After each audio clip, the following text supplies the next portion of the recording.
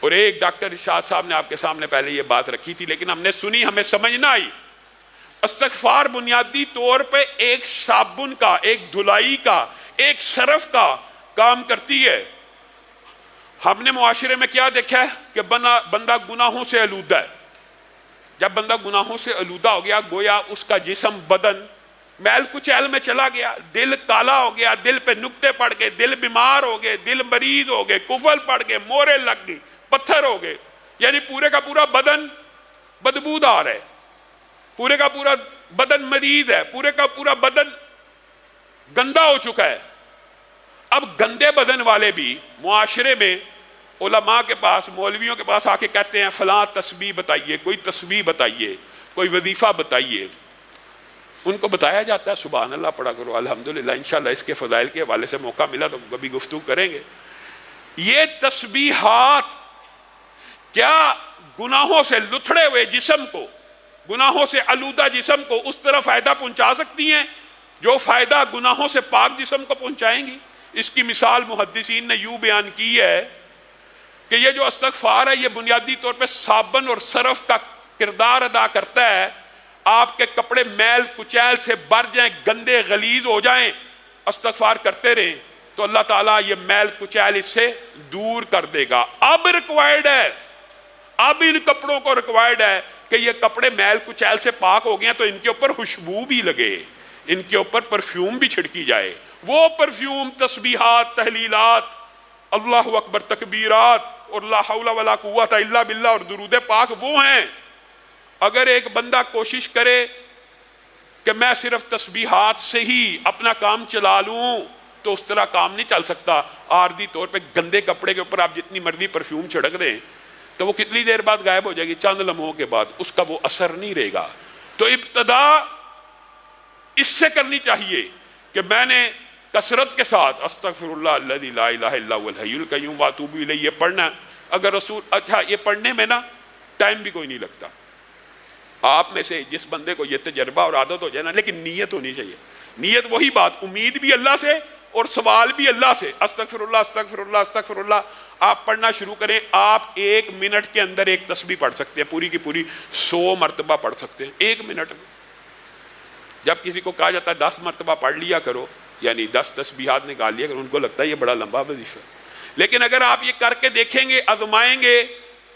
تو پھر آپ کی زندگی کے اندر حالات بھی بدلنا شروع ہو جائیں گے۔ اور عبداللہ ابن عباس کی حدیث اور قرآن کی اس آیت کے مطابق اللہ تعالیٰ پہلی بات آپ کو گناہوں سے پاک کرے گا، پھر آپ کو مال دے گا، پھر آپ کو اولاد دے گا، پھر آپ کو رہائش گاہیں دے گا جن میں بڑے بڑے باغات ہوں گے، پھر ان باغات کو بھی اللہ خود ڈیکوریٹ کر کے دے گا، یعنی آپ کے پاس ایسے وسائل اسباب پیدا ہو جائیں گے کہ آپ ڈیکوریٹ کر سکیں، یا آپ کی کھیتیاں ہوں گی، آپ کے باغات ہوں گے جن پہ وافر پھل آئے گا، یعنی ہر طرف سے رزق کی بارش کہاں سے آئے گی؟ اس استغفار سے آئے گی۔ اور سید الاستغفار ایک وظیفہ ایسا بھی اللہ رب العزت نے نبی کریم کے ذریعے ہمیں بتایا ہے کہ جو بندہ بھی 1 مرتبہ صبح، صرف 1 مرتبہ، 10 20 100 دفعہ، 1 مرتبہ شام کو پڑھ لے تو اللہ تعالیٰ نہ صرف اس کو گناہوں سے پاک کر دیتے ہیں بلکہ جنت الفردوس میں داخل کر دیتے ہیں۔ آپ اور میں یاد تو کرتے نہیں، سب جائیں بخاری شریف اٹھائیں، سید الاستغفار دیکھیں کیا کہاں لکھا ہے، پڑھیں اللہم انت ربی لا الہ الا انت خلقتنی وانا عبدک وانا علی عہدک ووعدک ما استطعت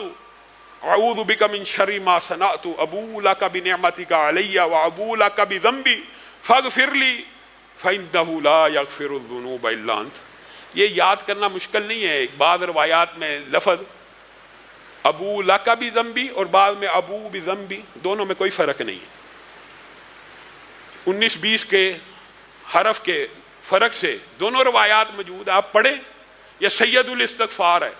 آپ اس کو صبح 1 دفعہ پڑھیں، 1 دفعہ شام پڑھیں، اپنی زندگی کا معمول بنائیں کہ ہم نے استغفر اللہ کی جو تسبیح ہے نیت کے ساتھ، ارادے کے ساتھ، گناہ نہ کرنے کے عزم کے ساتھ، ہمیشہ کے لیے چھوڑنے کی نیت کے ساتھ اس گناہ کے اوپر نادم ہو کے کرنا ہے، تو اللہ رب العزت یہ سارے کے ساری 6 کی 6 برکات آپ کے اوپر نازل کر دے گا۔ لیکن اگر آپ کی نیت میں گناہ چھوڑنا نہیں ہے، اس کے اوپر یہ ارادہ ہے کہ رمضان گزر جائے گا پھر وہ گناہ شروع کر دوں گا،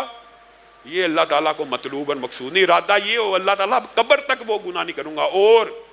میں آپ کو یہ بات بتلاؤں، یہ لوگ سمجھتے ہیں کہ یہ جو توبہ استغفار ہے یہ صرف گناہ گاروں کو کرنی چاہیے۔ آپ کے سامنے رسول اللہ صلی اللہ علیہ وسلم کر رہے ہیں، اور یہ صرف رسول اللہ صلی اللہ علیہ وسلم ہی کی سنت نہیں ہے، یہ بھی آپ کو بتلا دوں۔ یہ سابقہ جتنے انبیاء آئے ہیں ان کی بھی سنت ہے، اور ان کا ذکر بھی قرآن پاک میں موجود ہے۔ حضرت آدم نے توبہ کی ہے، قرآن پاک میں الفاظ موجود ہیں نا، ربنا ظلمنا انفسنا، خود کا۔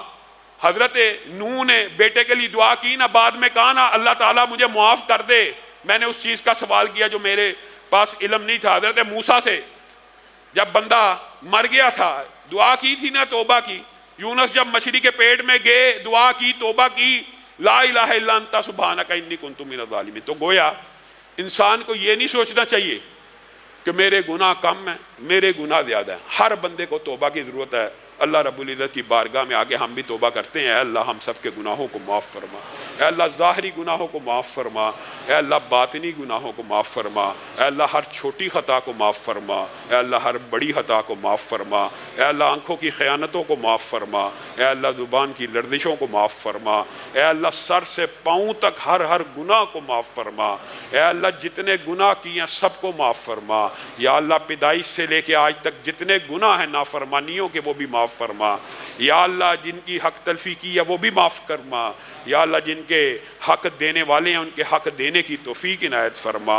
یا اللہ جنہوں نے ہمارے حق دینے ہیں ان کو بھی ادا کرنے کی توفیق عنایت فرما، یا اللہ ہم سب کے گناہوں کو معاف فرما، یا اللہ ایک ایک پائی اتارنے کی توفیق نصیب فرما، یا اللہ جو مشکلات کا بائی شکار ہیں ہر روز کہتے ہیں دعا کریں، یا اللہ ان کی مشکلات کو دور فرما، یا اللہ ان کی مشکلات کو دور فرما، یا اللہ جن کے پیسے پھنسے میں ان کے پیسوں کو، یا اللہ ان کے پیسوں کو ادا کروا، یا اللہ ان کے پیسوں کو واپس لٹا، یا اللہ جتنے لوگ پریشان ہیں یا اللہ ان کی پریشانیوں کو دور فرما، یا اللہ ہم سب کو رزق حلال فراہ نصیب فرما، یا اللہ ہم سب کو رزق حلال فراہ نصیب فرما، یا اللہ آپ سے التجا ہے یہ استغفار کا درس پڑا، یا اللہ